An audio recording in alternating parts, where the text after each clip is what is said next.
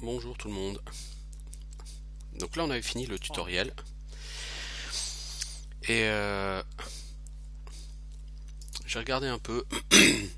En fait il s'avère que comme je suis obligé d'enregistrer sur un disque dur externe aujourd'hui, je peux pas faire des vidéos de plus de 4 gigas et ça part très vite sur ce jeu. Alors on va gravir le mur pour arriver là-haut où il y a un coffre, mais ce coffre nécessite 39 en subterfuge. Or aucun de nous n'a les 39 en subterfuge, donc ce coffre restera impossible à ouvrir pour nous. C'est bien dommage. Donc vous voyez la taille de la zone tutoriel, c'est presque une des zones les plus grandes en fait du jeu. Donc c'est un jeu qui va être très petit, basé sur quelques combats. Il est archi linéaire parce qu'en fait, vous voyez là sur la carte est très parlante pour linéarité. Vous voyez au centre une citadelle qui sera la citadelle de la fin de l'acte. Tout autour un chemin bien circulaire sur lequel il y aura plusieurs événements et il y aura une ou deux zones en dehors du chemin. Donc effectivement on est sur de la pure linéarité dans ce jeu. Donc allons vers le campement des disgraciés.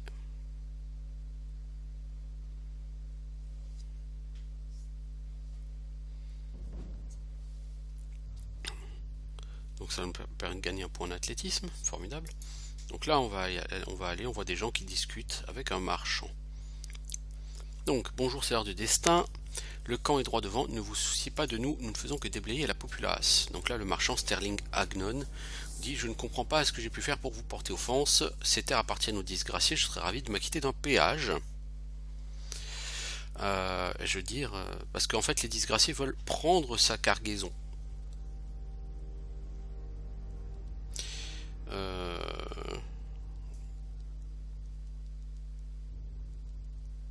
Donc concrètement c'est moi qui vais devoir décider si je lui laisse sa cargaison en lui faisant payer qu'un petit droit de passage ou si on confisque toute sa garnison.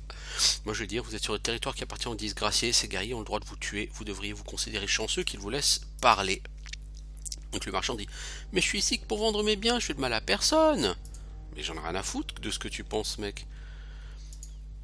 Donc la soldat des disgraciés dit: volez, non imbécile, vous allez vivre alors que vous avez pénétré sur nos terres. Tout ce que vous aurez à payer, c'est ce que contient votre chariot. C'est pas notre faute si vos permis ne sont pas en règle, c'est pas moi qui fais les lois. Donc le marchand me dit: je vous en prie, faites quelque chose. Donc j'ai: montrez-moi votre permis de commerce. Donc il n'a pas de permis de commerce. Ah bah en plus forcément. C'est pas notre problème, traînez vos fesses à la cité des illégitimes et plaidez votre cause devant Tunon. Mais laissez-nous d'abord vous ôter d'un poids et prendre vos marchandises. Donc je veux dire, tout ce qui peut être discuté devant Tunon peut être discuté devant moi. Donc ça me fait perdre la faveur auprès des disgraciés. Mais je vais dire quand même que je fais confiance au jugement des disgraciés pour regagner cette faveur que j'avais perdue. Et puis de toute façon le gars, c'est voilà, on est chez les disgraciés, c'est les disgraciés qui font la loi. Donc le marchand il est pas joyeux, mais c'est comme ça. S'il est pas content, on le tue. Hein. Ce sera pas plus compliqué.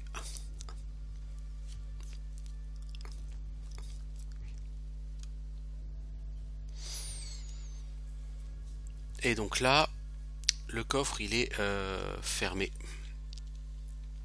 Il faut avoir 39 en subterfuge et on ne l'a pas. Alors Verse qui commence à parler. Il nous tarde de voir les archontes se prendre le bec comme des pies, mais j'ai d'abord une question à vous poser. Ok. Nera Polivo m'a dit que vous étiez ici à des fins de médiation. Au vu de la source, j'ai l'impression d'avoir qu'un son de cloche. Qu'a-t-il de si particulier? Bah j'apporte un décret. Ça paraît dingue, ça expliquerait tout. Compte tenu du lourd tribut qu'a coûté le siège aux armées, je pourrais comprendre que Kairos vous charge de promulguer un décret pour accélérer les choses. Vous l'avez lu? Donc je vais dire, les lois serviteurs du chef suprême doivent protéger la salle de l'élévation. Sans quoi, tout le monde mourra.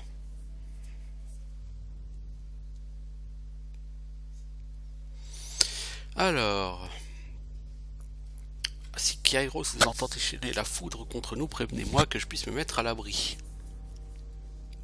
Nérat de Polivoix vous a-t-il dit autre chose? Seulement que je vous trouverai aux ruines là-bas. Pourquoi tant de méfiance? C'est qu'une impression, l'ambiance est particulièrement tendue quand les archontes sont réunis. Ah, et ça, effectivement, ça suffit, je dois rencontrer les archontes.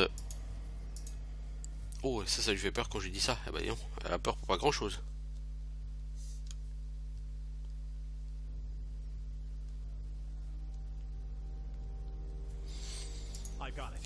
Bon, donc on va rentrer dans le camp. Qui voilà, approchez-vous et présentez-vous. Alors, je le salue, parce qu'un salut militaire, ça donne toujours de la faveur auprès des disgraciés. Laura Kyros, voilà. Et on va rentrer, donc là on a un marchand sur la gauche. Alors on voit qu'il y a un truc à looter là.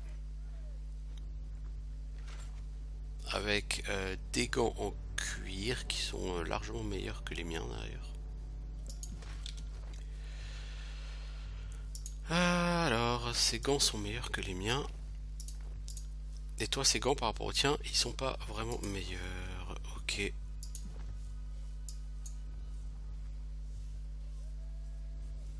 Du coup, on va aller voir le marchand. On va vendre. Alors, je dis ouvrez plus grand votre caisse maintenant. Je vais fouiller ses caisses et j'en profite pour lui piquer 10 anneaux. Donc, c'est les pièces de monnaie. Hein. Alors, qu'est-ce que j'ai à vendre? Ça. Et après, c'est vraiment comme sur Pillars of Eternity, vous avez un système d'inventaire de groupe dans lequel vous pouvez mettre tout votre stuff.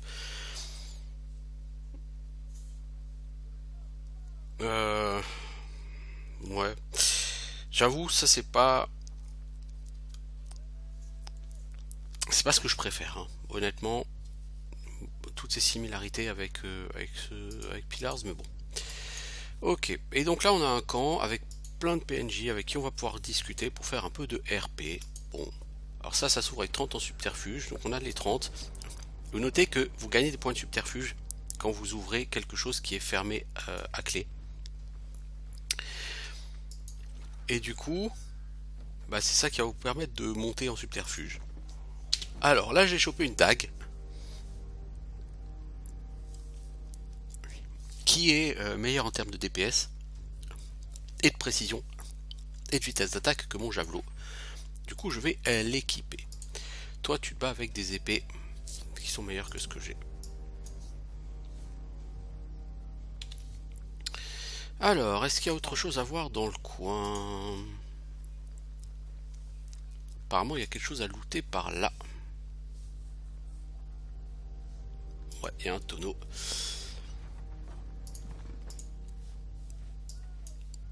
Alors, et on va revenir par ici, et puis on fera ensuite une petite pause parce qu'on approche des 4 gigas fatidiques. Avant de vous montrer un des points importants du jeu. Donc voilà, je reviens. Ok, on est de retour. Donc, point important du jeu, disais-je. Vous avez deux personnages là qui sont en train de discuter. Alors, on va leur parler. Donc il y a Lucia et Marcus. Donc Lucia me dit, vous devez être Seigneur du Destin. Nous avons été assignés pour faire du babysitting. Et l'autre dit, non, assignés pour vous accueillir durant votre séjour. Si vous avez besoin d'un endroit où vous reposer, nous ferons les préparatifs nécessaires. Donc je leur dis, vous tenez toujours au repos en présence d'un officier supérieur? Donc cette posture soldat, ça impressionne toujours les gens des disgraciés. Et ça nous apporte toujours de la faveur. Alors, Marcus nous dit, j'ai entendu le maréchal de fer dire que les sergents de Tunon peuvent intervenir pour régler les différences. Ça semble assez autoritaire à mes yeux. Mais je peux garder la pause pour sauver les apparences s'il le faut. Alors. Donc, en fait, eux, ils servent à une chose. C'est à vous entraîner. C'est-à-dire que ce jeu est basé sur un système de compétences. Donc vous avez déjà vu, j'ai choisi des compétences telles que arme à une main, athlétisme. Et ce système de compétences en fait, c'est lui qui va gérer l'XP. Sur Pillars of Eternity, vous aviez de l'XP lorsque vous tuiez les tout premiers monstres que vous voyez dans un type donné, ou alors lorsque vous faisiez des quêtes. Voilà. Sur ce jeu, vous allez gagner de l'XP quand vous faites des quêtes, et vous allez aussi gagner de l'XP en fait à chaque fois que vos compétences montent. Or, les compétences elles montent, c'est comme sur un Elder Scrolls, quand vous vous en servez. Ce que je trouve particulièrement logique, bien fait, intelligent, tout ça. Mais là où je trouve que c'est vraiment bien fait, c'est que du coup, on est vraiment sur un level up qui ressemble un peu à un Elder Scrolls, mais qui garde quand même la base des jeux de rôle. C'est-à-dire que quand vous faites une quête, vous gagnez de l'XP, vous pouvez gagner du level up. Ça c'est ce qui manque sur les Elder Scrolls. Faire des quêtes, vous vous en foutez un peu. Mais en même temps, vous gagnez des niveaux quand vous utilisez vos skills. Donc on a une conciliation entre ces deux mécanismes qui est assez rare et que je trouve vraiment intéressante. Et ces personnages-là, en fait, vous permettent à chaque niveau d'augmenter 5 points dans vos skills. Par exemple, si on demande à Marcus, j'aimerais m'entraîner.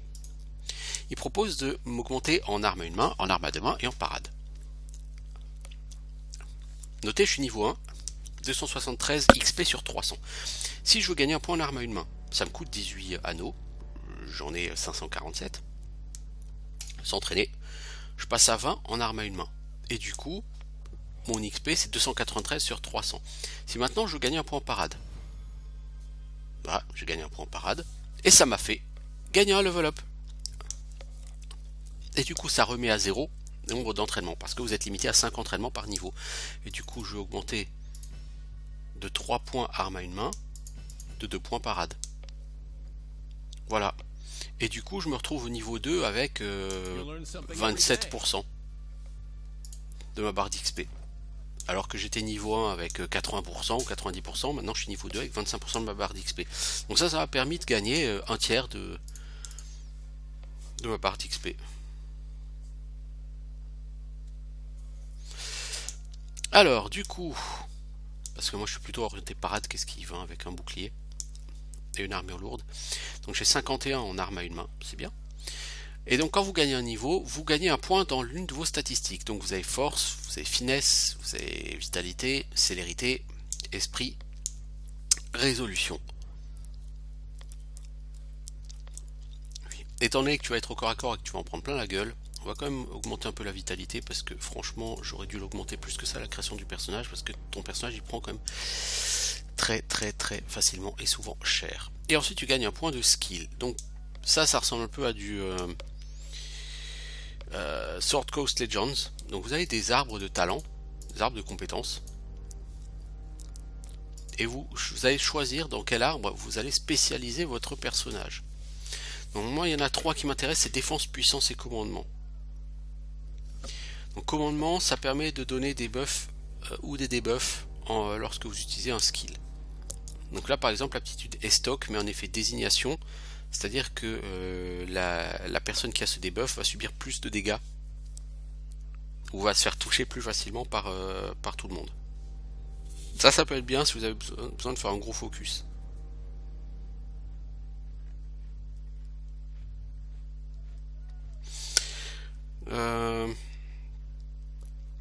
Ça en fait commandement, ça peut être sympa. Oui. Défense, ça peut vous augmenter votre survie. Ouais. On aura un personnage qui va plutôt être tanky plus tard. Et vous avez puissance qui permet de faire plus de dégâts. Donc il y a un skill sur lequel beaucoup de choses reposent, c'est Estoc. Marquez que puissance, Estoc gagne de la pénétration de l'armure et gagne de la justesse. Avec commandement, c'est quand vous utilisez Estoc, vous débuffez les ennemis. Et au niveau suivant, quand vous utilisez Estoc, vous faites un buff sur vous-même. Donc on va essayer de partir sur les boosts d'Estoc, parce que vraiment ça semble être le skill intéressant du truc. Et donc ça c'était Marcus qui m'avait entraîné. Et maintenant on va voir Lucia, ou Lucia comme vous voulez. Lucia entraîne sur athlétisme, esquive. Alors toi, la voleuse, t'es quand même assez portée sur l'esquive, et toi je t'utiliserai comme archère. Donc je vais garder tes points pour l'instant. Ensuite, donc là dans la tente, il y a la quête principale. Donc on va d'abord se balader dans le camp. Ici, enfermé, il y a Sterling Agnon, donc le marchand. Tout est votre faute. Et ouais, je sais, je suis vraiment... La vie est trop injuste. Pauvre petit Calimero. Là-bas, il y a un mec qui s'appelle Barrick. Il va pas nous parler tout de suite. Alors là-dedans, on a quoi? Une baguette de force imprégnée. C'est une arme à deux mains. Je me sers pas des armes à deux mains. Puis ça a plutôt l'air d'être un truc magique. Là, il y a un truc à fouiller. On y trouve une pierre à aiguiser qui augmente la pénétration d'armure de nos attaques. Ça peut être utile si on affronte quelqu'un qui a beaucoup d'armure. On en est où là aujourd'hui en subterfuge? 37. Et Isotanis, donc le forgeron, lui dit que il aimerait bien forger du bronze. Enfin, qu'il peut pas forger de fer parce qu'il en a plus assez. Donc il me dit que le bronze pourrait être une solution de rechange puisqu'il n'y a pas assez de fer. Les ressources ne sont pas un problème. Mais les forgerons capables de battre correctement le bronze sont trop rares. Et généralement le métal est trop mou et donc inutile. Et donc il y a un gros problème avec le fer parce que comme ici on est chez Disgraciés, les Disgraciés se battent avec du matériel en fer, la pénurie de fer va être problématique. Donc je vais lui demander pourquoi y a-t-il la pénurie. Donc il va nous dire que les artisans de la forge n'ont pas fait parvenir leur dernière livraison. Et lui m'explique qu'en fait la livraison était sur un bateau, mais le bateau a certainement été coulé par nos ennemis et que c'est certainement eux qui ont récupéré la cargaison de fer et d'armes. Donc je dis, si je passe par le gué des échos, promis, je vais essayer de retrouver cette cargaison et je le ferai de fait. Mais je compte pas y passer tout de suite. Voilà. Alors, maintenant je vais aller voir les archontes. Donc comme dit, hein, on a des... Ah, alors attendez, avant d'aller voir les archontes, il y a une pause. Pourquoi? Parce qu'on a trouvé un conteneur secret ici à côté qui contient des pierres précieuses. Je suis à 37 comment dire, en subterfuge. Je crois que c'est 39, donc il va falloir que je monte encore un peu en subterfuge.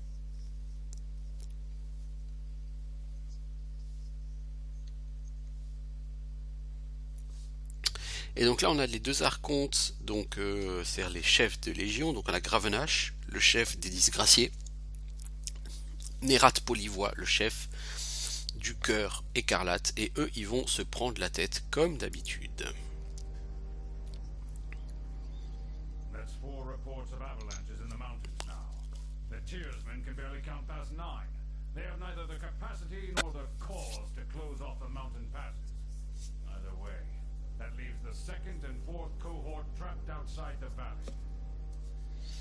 Donc lui nous explique qu'il y a eu des avalanches qui ont bloqué l'accès à la vallée et que du coup les renforts des armées de Kairos sont bloqués à l'extérieur de la vallée. Or it's the work of your perfidious Earthshakers. Only a fool would not suspect a traitorous Archon of poisoning the mind of his students with sedition. We would have killed the Earthshakers Guild for their master's treachery. Mais Nérat Polivois dit que ces tremblements de terre sont peut-être l'œuvre d'une guilde de mages qui est alliée aux disgraciés.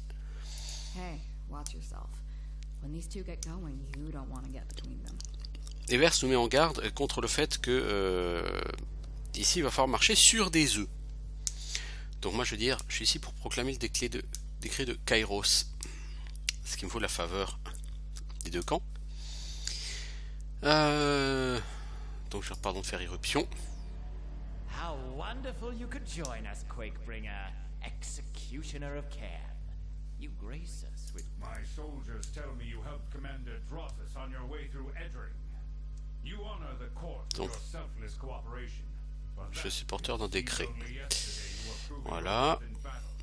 Donc toutes les décisions qu'on prend, hein, tout en dialogue, enfin beaucoup, hein, vont vraiment modifier les réputations. To proclaim an edict. Tell us, good Fatebinder, what sort of punishment does the Overlord have in store for the Oathbreakers? Alors, que veut Kairos? Eux, ils pensent que Kairos veut juste punir les parjures. Sauf que non, Kairos, c'est eux qui veut punir, parce qu'ils se battent comme des enfants. Donc je veux dire, les loyaux serviteurs du chef suprême doivent protéger la salle d'élévation où la vallée et tous ses occupants seront détruits. Donc je promulgue le décret. Donc il faut aller conquérir la salle de l'élévation qui est dans la forteresse qu'on a vue au centre de la vallée. Et il faut la protéger jusqu'au jour des épées qui a lieu, me semble-t-il, 8 jours après. We must conquer the Oathbreakers or die in failure. There is no room for error, and no other way out of this valley alive.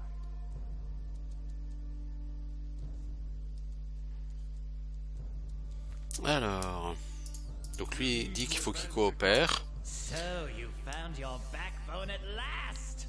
Oh, we were worried past humiliations would make you soft, timid. That was a record for you, right? The baker's dozen lost in one sortie. If you had waited for the chorus reinforcements, maybe we'd have eyes and ears on the matter. Donc, là ça se taunte quand même. Alors, je veux dire, on vous appelle l'archonte des secrets, mais vous ne savez rien d'intéressant, ce qui me fait gagner de la faveur auprès de Gravenache, de la colère auprès de Nerat Polivois. Et donc là, lui, il va nous montrer que, bon, voilà, il est au courant que effectivement, voilà, les ennemis sont pas aussi faibles qu'on l'imagine. Et qu'il va falloir qu'on réfléchisse un petit peu à nos actions. Et donc, en fait, il va falloir franchir la rivière Matani.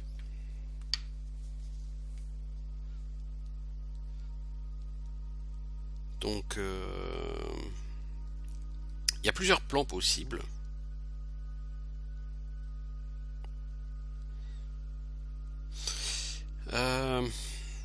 Donc il y en a un où on parle de Barik, le soldat en armure qu'on a vu d'ailleurs, qui nous parlera pas trop pour un plan d'attaque. Et le cinquième œil, donc qui lui est du cœur écarlate, nous dit que le cœur peut se préparer à partir.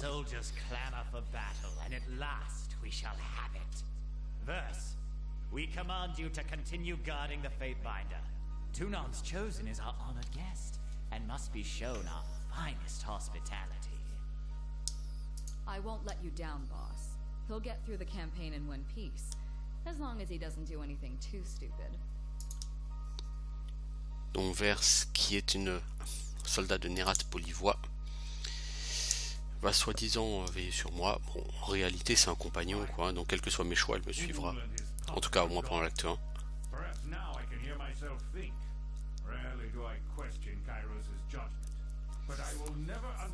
Et donc la Gravenache, il se plaint de devoir collaborer avec Nerat Polivois. Et il est persuadé que le cœur se retournera contre nous. Il n'y a pas besoin d'être grand clair pour se douter que de toute façon, entre le cœur et les disgraciés, ça va péter avant la fin. Du coup, Gravenache me demande de les aider lors de la bataille. Et moi, je veux dire, ce sera un honneur de prêter main forte. Voilà.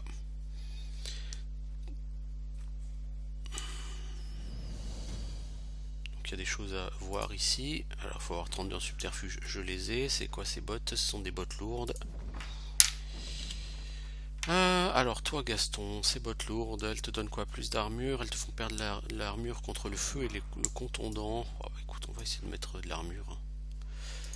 Et toi c'est quoi? Ce sont des jambières en bronze, donc ça tu vas pas les équiper parce que l'armure lourde, toi c'est pas ton trip. Et donc tout en haut, il y a un chiffre là, 8, qui est apparu. C'est le compteur du nombre de jours avant le jour des épées. Donc techniquement, ça veut dire que les quêtes du premier acte doivent être finies dans les 8 jours. Si c'est pas le cas, on va tous mourir. Alors, sur la première partie, j'ai mis un peu plus de 3 jours à finir ces quêtes, donc ça, c'est vraiment pas compliqué hein, de finir dans les temps. C'est même plutôt compliqué de ne pas finir dans les temps. Bon. Alors quand on a chopé quelques petites choses dans les coffres, on va juste aller voir Gaston le vendeur.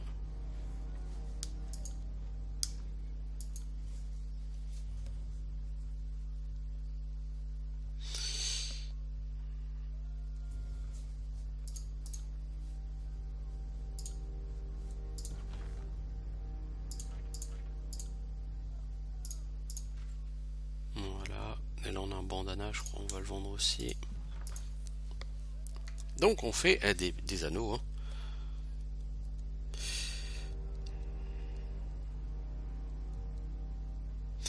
Là je suis en train de réfléchir à ce qu'on va faire.